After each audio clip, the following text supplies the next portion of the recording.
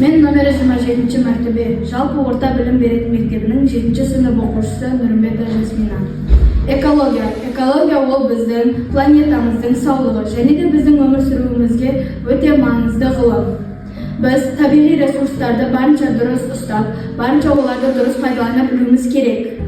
Және де біз өзімізден кейінгі ұрпақтарға таза ауаны, таза экологияны қалдыруымыз керек. Және де осымен қоса менің айтып кетер бірнеше факттарым бар. Әлемде 13 миллион гектардан астам жерлерде ормандар жойылып жатыр. Оған адамдардың тікелей қатысы бар. Мысалы айта кетер болсақ, адамдар барып от жағып, пикник жасайды. Сондай жерлер кезде өшірмей оттан тұтас түгел өшпей, кейбір шоқтары жанып, күнмен шағылысып, қайтадан жануы мүмкін. Және де қоқыстары суға ағызып кетеді. Сонымен адамдар ойлайды, судағы қоқыстар сонымен жоқ болып кетеді деп.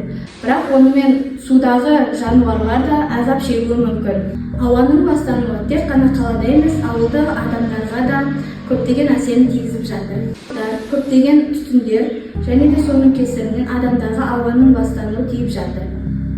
Ал ауылды жерлерде көптеген қоқыстар тасталып, және олар дер уақытында жиналмай, оның кесірінен ауа ластанып жатыр. Табиғат біздің ортақ үйіміз.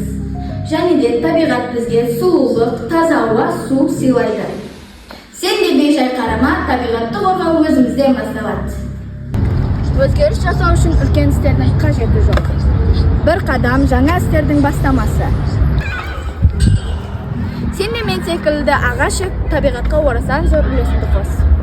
Сен де мен секілді экоблогер бол, табиғатты қорғау сенің қолыңда.